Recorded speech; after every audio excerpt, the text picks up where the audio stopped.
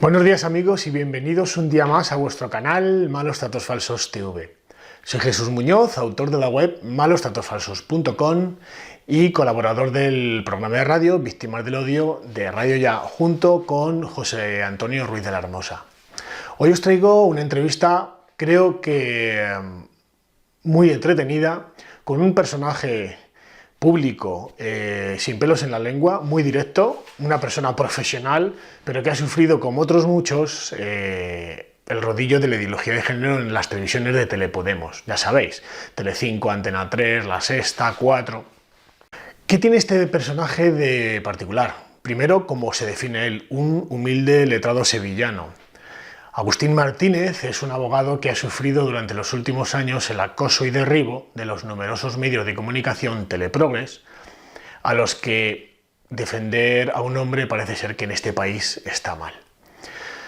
Agustín Martínez ha sufrido durante mucho tiempo, como he dicho, un acoso y derribo que no han sufrido otros letrados, por ejemplo, los defensores del caso de Carcaño, Marta del Castillo, como he dicho, el abogado, por ejemplo, del caso de Bretón, los asesinos de Mariluz, el abogado, por ejemplo, del asesino de Diana Quer, en fin, casos muy dramáticos y muy televisivos que no han tenido, digamos, esa chispa de ideología de género que ha ido a por la persona.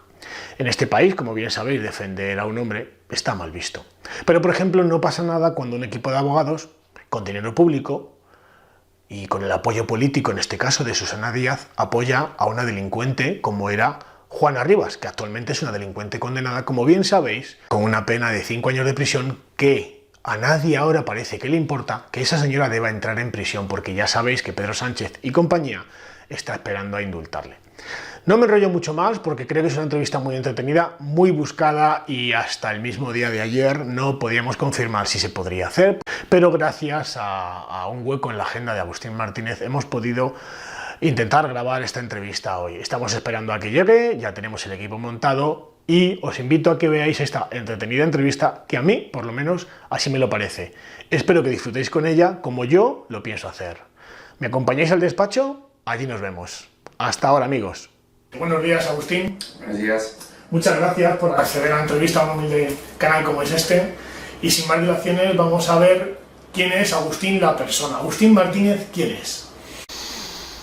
Pues alguna vez lo he dicho y me han tildado un poco de... se han reído o se han sonreído. Un humilde abogado de provincias, es decir, yo soy un abogado que lleva prácticamente ya 30 años ejerciendo en Sevilla. Y bueno, pues en el fondo hay, digamos, dos tipos de despachos de abogados, los grandes despachos y el resto, que somos la mayoría de los despachos, que somos despachos artesanales, que somos despachos en los cuales trabajamos básicamente con todo tipo de asuntos, nos vamos especializando, pero en el fondo somos, insisto, un modesto abogado de provincias. ¿Por qué derecho? Siempre, por decirlo de alguna manera, era un alumno bueno de letras y, bueno, digamos que tenía una oratoria aceptable. A partir de ahí, bueno, pues empezamos en el mundo del derecho, en el mundo de la facultad, allá por los años 80, unos años muy divertidos, convulsos y en los cuales la facultad era algo más que lo que es ahora, que por lo que conozco, por lo que veo, la facultad no es más que una fábrica de licenciaturas o de grados, como se llaman ahora. En aquel momento la facultad era algo mucho más convulsa, la política formaba parte de la facultad, la ideología, los ideales. Bueno, pues todo eso hizo que la Facultad de Derecho en Sevilla en los años 80 fuera una facultad efervescente, una facultad viva y que me gustara especialmente estudiar Derecho. ¿Con qué disfrutan más? ¿Con qué parte del derecho? ¿Con civil? ¿Con penal? El penal sin duda es algo complejo, pero en el cual te hace sentir que la vida de las personas en cierta medida está también en tus manos. Tus decisiones tienen una trascendencia vital, porque cualquier otra rama del derecho hablamos al final de dinero. En el derecho penal estamos hablando de la libertad, estamos hablando de la vida de las personas y ciertamente el derecho penal es mucho más exigente. Cualquier error te puede tener una trascendencia en la vida de las personas y es algo así como el cirujano, que un traumatólogo, bueno, pues te puede dejar cojo, pero cuando un cardiólogo te está operando a corazón abierto, la vida va en ello. Es jugar con la vida de las personas, es formar parte de la resolución de la vida de las personas y ciertamente eso tiene mucha más enjundia. Vamos a adentrarnos en terrenos un poco más pantanosos, pero que consideramos que es necesario hablar. Es una pregunta sencilla, pero para mí incluso me cuesta preguntártela. ¿Crees que vivimos en un Estado de Derecho? Hombre, si es una pregunta sencilla, realmente tiene mucho de complejidad a la hora de responderla. Creo que sí vivimos en un Estado de Derecho. Creo que sí vivimos en un Estado de Derecho. Y además lo creo porque si no lo creyera, sinceramente cerraría el despacho y me dedicaría a otra cosa.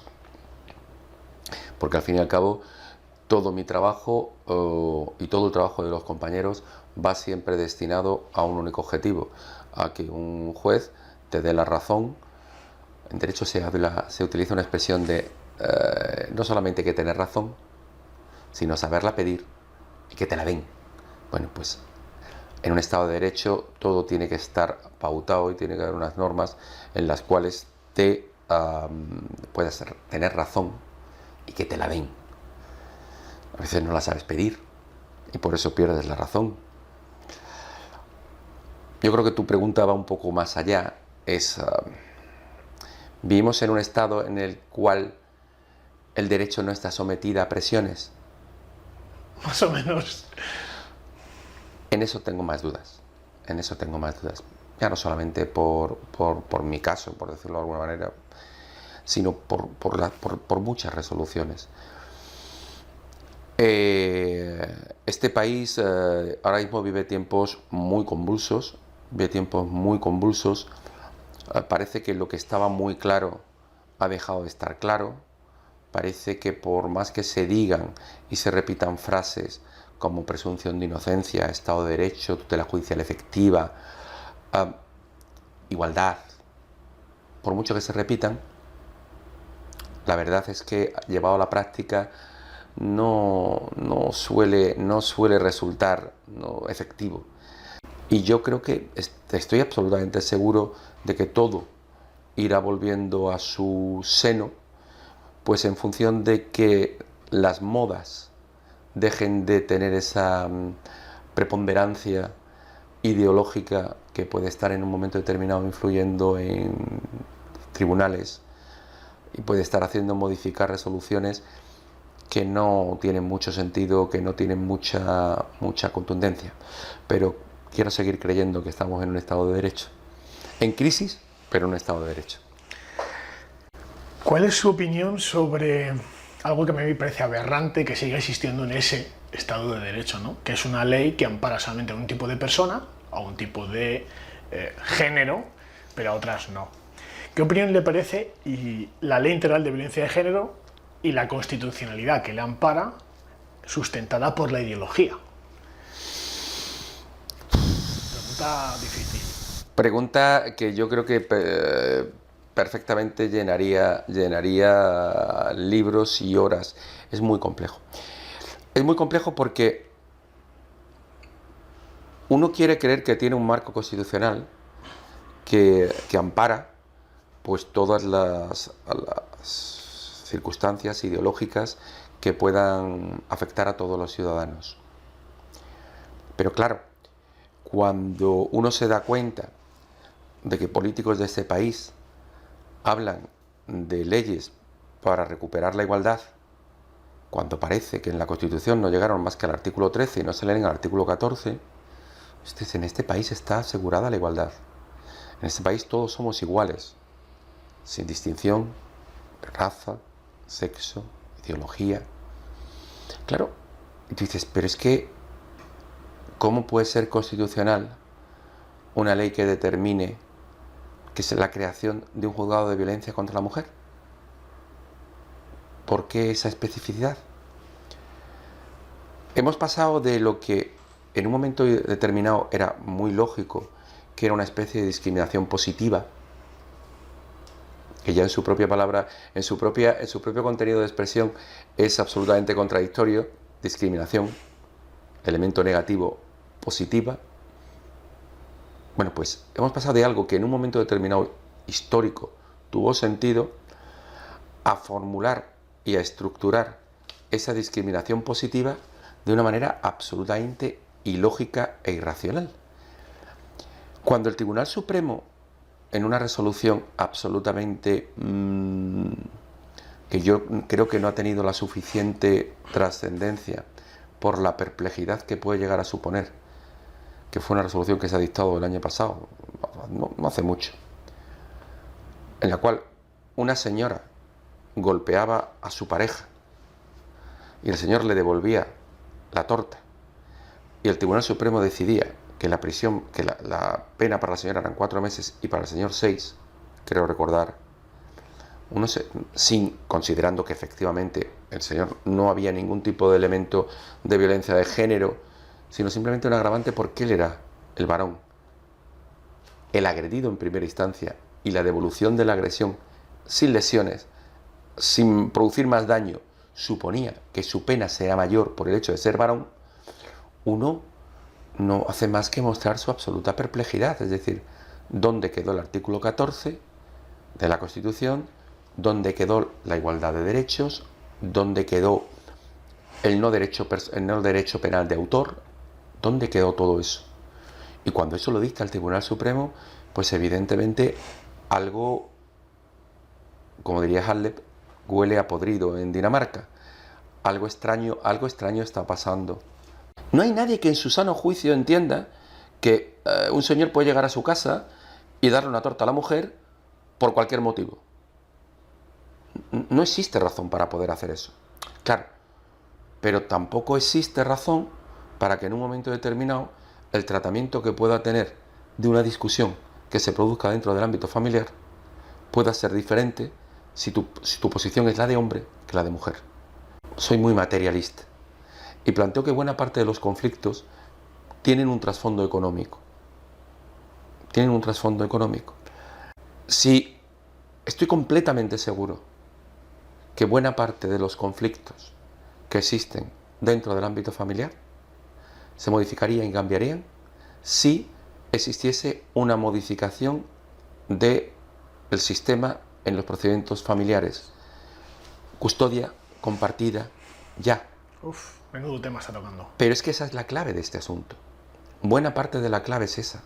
Buena parte de la clave es que cuando se produce un proceso de separación, en los tribunales de familia, insisto, en este caso yo creo que cada vez menos, pero sigue existiendo con un carácter importante, la posición del hombre es mucho peor que la de la señora.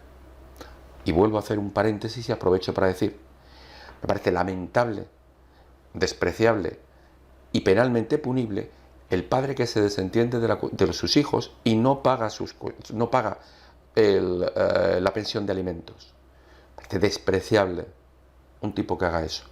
Pero también me parece despreciable aquellas personas que se aprovechan de su condición sexual para presentarse ante el tribunal de familia en una posición de ventaja.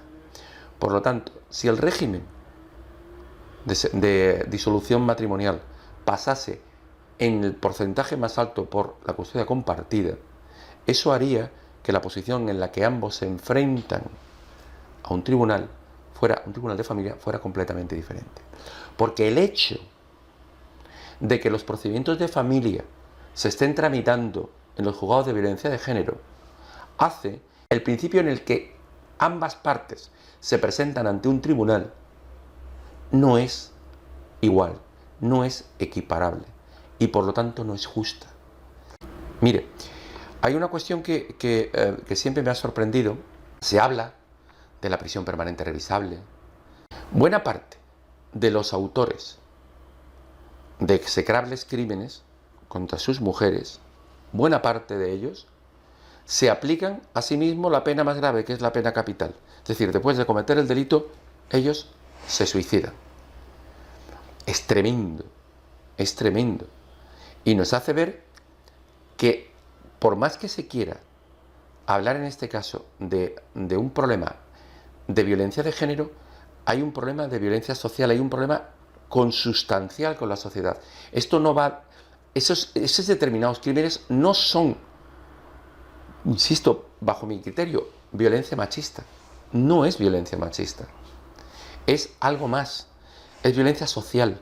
Es violencia intrafamiliar. Es algo que supera con creces lo que es que un hombre se sienta superior a una mujer. Es alguien que, por los motivos que sean, ninguno justificable, llega a un punto que decide que esto se ha terminado. Ya no puede más. Y comete una barbaridad. ¿Cómo es quitarle la vida a su mujer? ¿Cómo es quitarle la vida a su pareja? Pero inmediatamente se la quita a ella. Si introducimos el término de suicidio, y tenemos constancia, porque así lo dice el INI, que aproximadamente hay unos 30.000 suicidios de hombres en los últimos 10-12 años, que hay 3.600 suicidios anuales, de los que el 80% son hombres y un 20% mujeres, ¿por qué es tan importante, y son importantes todas las vidas? Conste que yo he entrevistado a mujeres maltratadas y violadas, y aborrezco cualquier tipo de violencia sobre un hombre, sobre una mujer, un niño, un anciano. Para mí penalmente deben ser todas iguales y no lo son. ¿Por qué es tan importante 50 mujeres de media asesinadas al año? ¿Y por qué son menos importantes 720 mujeres muertas por suicidio? ¿Por qué, por ejemplo, son menos importantes las 150.000 personas, de las que la mitad son mujeres, 75.000 en los últimos 5 años? La izquierda progresista, que dice defender los derechos de las mujeres, no se preocupa por las 75.000 mujeres que han muerto en los últimos 5 años, curiosamente, vamos a decir, desatendidas, un término así más amigable, por la administración pública, porque son gente que mueren desatendidas por la ley de dependencia. ¿Por qué son menos importantes 75.000 mujeres en 5 años y son tan importantes 50 al año? ¿Hay algún componente ideológico, social, con el que justificar esto? Mire, como estamos en la ideología de lo políticamente correcto, yo le invertiría la reflexión. Importantes son todas. Es decir, desde el momento en el cual una mujer sea violada, es importante proteger a esa mujer. Desde el momento en el cual una mujer sea asesinada por su pareja, es importante proteger a esa mujer, y ya hay un problema. Pero exactamente igual de importante como el resto de los casos que usted ha expuesto. El problema es la utilización política de cada una de esas muertes. El problema es que el uso ideológico de determinados delitos en función del interés que pueda tener para mí destacar una cuestión u otra, hace que socialmente se vaya generando sinergias que te llevan a, como estás diciendo, considerar un tipo de víctima como de primer grado, otro de segundo grado y un tercero que ni tan siquiera existe, solamente forma parte de las estadísticas. Mire, yo hay una cuestión que me ha sorprendido y además me produce especial tristeza porque no se puede luchar contra ella. Si usted ve cualquier telediario de cualquier cadena y usted, en lugar de ser español o española, es finlandés, turco, senegalés o argentino y viene por primera vez a este país y ve cualquier noticiero, diría, oh, en este país las mujeres tienen un gravísimo problema. Aquí las mujeres no pueden andar por la calle. Porque si de todas las noticias que se nos dan en esos 30 minutos, de 2:30 a 3 o de 3 a 3:30, los primeros 10 minutos son para dedicarnos a ver si Unidas Podemos, ahora se llama Unidas Podemos o es Unidos Podemos, que si Vox ha dicho o ha dejado de decir, que si el PSOE y el PP han roto relaciones en no se sabe bien dónde. Y después pasamos a lo que es sucesos. Y en los sucesos son todo una serie de episodios constantes y sistemáticos. relacionados con delitos en que la mujer es la víctima, uno que viene de fuera solo puede pensar que en este país las mujeres no pueden salir por la calle. Y es que nada es más falso. En este país no existe un problema de seguridad con las mujeres. Eurostat, datos. España es el país 25 de Europa en delitos contra la mujer. El 25. Y en contra de lo que la gente puede pensar, en los paraísos nórdicos es el país en el que más violencia contra la mujer hay. Hay 300 asesinatos al año. Esos maravillosos suecos, finlandeses y noruegos son los que más conflicto hay. Pero es que Francia nos supera con creces, Alemania nos supera con creces, Holanda. Inglaterra nos supera con creces. Y claro, yo también veo algún noticiero internacional y es una noticia esporádica. El hecho de un crimen tiene que ser algo especialmente morboso, sangrante, brutal, para que merezca el hecho de intervenir, salir en los medios. En este país nada más lejos. En este país se está creando un clima de miedo que no responde a la realidad. Es que no es verdad. Es que no es cierto. Es que en este país las mujeres salen por la noche, salen sin ningún tipo de problema. Una periodista me decía un día, una señora de unos 40 y tantos años, siguiendo este mismo hilo de pregunta, le decía: oiga, ¿pero tú tienes miedo cuando sales ahora? Dices, pavor, pero fíjate, yo tenía unos pocos años menos que yo, cuando venía de la facultad, cuando salíamos de noche en la facultad, los amigos, los sábados, a lo mejor yo me venía a las 3 de la mañana de una discoteca de Sevilla a mi casa andando y no tenía miedo. Y ahora lo tengo. Y decía, ¿y tú no crees que tiene que ver con el mensaje que te está mandando? Y dice, evidentemente. Los medios somos los que creamos ese miedo. Se crea esa sensación de angustia de que en cualquier esquina me pueden violar. Y ciertamente en cualquier esquina te pueden violar. Y en cualquier esquina te pueden matar. Y en cualquier esquina te pueden robar. Pero esa sensación de miedo que se está creando es absolutamente artificial. Eso que está creado por esos partidos políticos que luego salen en el Congreso de los Diputados diciendo que te van a amparar y te van a proteger. Que alientan una ideología con el ánimo de infundir el miedo innecesario, porque, como bien has dicho anteriormente, somos el país 25, pero también somos el número 5 más seguro del mundo para una mujer. Al final, de lo que se trata en todo esto es de utilizar la información, de utilizar los mensajes, de utilizar los medios de comunicación como una especie de bomba ideológica. Y esa bomba ideológica va calando y va haciendo pues que se cambien incluso las costumbres y las formas de actuación sin que haya motivo para ello. Eso es muy preocupante. Agustín, hablando como has pronunciado antes el derecho penal de autor, no sé si tienes conocimiento de una sentencia, la 59/2008 del Tribunal Constitucional. En el apartado séptimo fue una parte redactada por el magistrado Jorge Rodríguez Zapata. Y a mí me la mandaron hace poco, no llega ni un año, y me sorprendió que un magistrado en el Tribunal Constitucional, habiendo amparado la constitucionalidad de esta ley integral de violencia de género, dijera algo así como que esta ley iba a hacer los sueños de Mesmer, que era un jurista alemán de la Alemania nazi, que diferenciaba entre los derechos penales de los judíos y de los alemanes.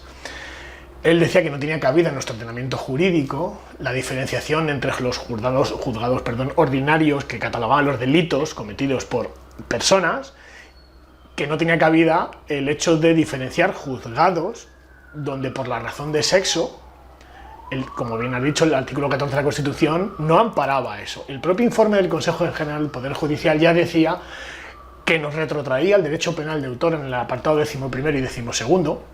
¿Qué catadura moral pueden tener aquellos que de alguna manera están implantando que una persona con un sexo o con otro sean tratados judicialmente de manera diferente? ¿Nos estamos retrocediendo realmente en este Estado de Derecho al derecho penal de autor? Vamos a ver, esa sentencia en más de una ocasión se ha utilizado y se utiliza a los efectos de intentar modificar lo que es la propia presentación ante el tribunal. Es decir, oiga, vamos a ver, es que yo llego aquí ya con la presunción de inocencia disminuida, porque me siento en un juzgado contra la violencia contra la mujer, sobre la mujer. Solo puede ser varón el que se presente en este tribunal como acusado. Eso nos hace llevar a un problema que yo creo que va incluso más allá. Yo creo que la clave de todo esto es que Montesquieu ha muerto. Pero los que creíamos en la división de poderes, los que creíamos que el poder judicial era el poder que estaba para controlar el ejecutivo y el legislativo, sobre todo al ejecutivo, nos damos cuenta que esa famosa frase que un día pronunciara ahora para mí uno de los ideólogos mayores de la derecha española, que es el señor Alfonso Guerra, permítaseme la broma, Alfonso Guerra ahora resulta que digamos que está redescubriendo conceptos que cuando él era vicepresidente del gobierno no solamente no existían, sino que luchaba contra ellos. Cuando en este país el poder legislativo y el poder ejecutivo puede colocar jueces, puede crear estructuras de poder en el Consejo General del Poder Judicial, que por ende genera miembros en el Tribunal Supremo y puede decidir los miembros del Tribunal Constitucional, sin duda estamos haciendo una justicia ideológica, pero tanto de izquierdas como de derechas. Y la justicia, por definición, tiene que ser independiente, lo cual no quiere decir que los jueces no tengan ideología, por supuesto que sí, pero exactamente igual que un juez, para ser juez, o por el hecho de ser juez, no puede presentarse como candidato a un partido político, porque no puede hacerlo, no puede representar a ese partido político en un tribunal. Entonces nos estamos empezando a acostumbrar a cuestiones que parecen ya obvias, parecen de suyo, de, a ver, ¿cuáles son los miembros del Tribunal Constitucional? Bueno, pues yo sé que 2 van a votar a favor, 2 van a votar en contra, porque 2 son progresistas y 2 son conservadores. Oiga, no, perdón, vamos a hacerlo mejor. ¿Por qué no lo hacemos independientes? ¿Por qué no hacemos que los jueces se elijan? ¿Por qué no hacemos que lo constitucional o no constitucional no pase por el gobierno que ideológicamente esté en un momento determinado dentro del propio gobierno? El partido político que esté dentro del gobierno. ¿Por qué no lo hacemos así? Pues porque no interesa. Tenemos el ejemplo del ministro Marlaska, que siendo juez, de alguna manera, entrecomillado, ha justificado el intento de agresión a un partido político por haberse personado en una manifestación LGTB porque dice que mantiene conversaciones con un partido político de color verde. Si solo tenemos un señor juez, que actualmente es ministro. Pactar con quien de una forma descarada, yo voy a decir incluso obscena, trata de limitar derechos humanos, derechos LGTBI, si alguien entiende que eso no tiene que tener una consecuencia en un sentido o en otro. Verá, a mí me han acusado de casi todo. A mí me han acusado de casi todo. A mí me han acusado de ser de uno, de ser de otro. Y yo nunca he estado en política, pero sí tengo opiniones políticas. Y la diferencia que existe entre los ciudadanos normales, y los que viven de la política, no digo con ello que no sean normales, sino simplemente por diferenciarlos, sí. Los que viven de la política, es que los ciudadanos podemos admitir que diferentes formaciones políticas tengan criterios que nos gusten. Pues oiga, mire usted, hay cosas que dice Vox que me parece que tienen razón, pero es que hay cosas que dice Podemos que me parece que tienen razón. Y eso no me hace ser un bicho raro. Incluso hay cosas que dice el PSOE que también parece que tienen razón. E incluso hay cosas que dice el PP que también me parece que tienen razón. Es decir, ¿por qué tenemos que crear ciudadanos estanco? Ciudadanos socialistas, de Vox, peperos o ciudadanos de Ciudadanos. Dejen a los ciudadanos que piensen, que comparen, que utilicen criterios de unos y de otros. Te da pavor, porque ya no se hace política, ya se hace negocio con la política. Ya no se intercambian ideas, ya no se pueden llegar a acuerdos, sino simplemente se llegan a transacciones. Y eso, llevado a la justicia, es tremendo. Porque ¿qué es lo que ocurre? Que se compran jueces. Y permítaseme la expresión de comprar jueces. Se compran sitios en los tribunales. Se compran criterios en los tribunales. Claro, cuando uno dice jueza especialista en violencia de género.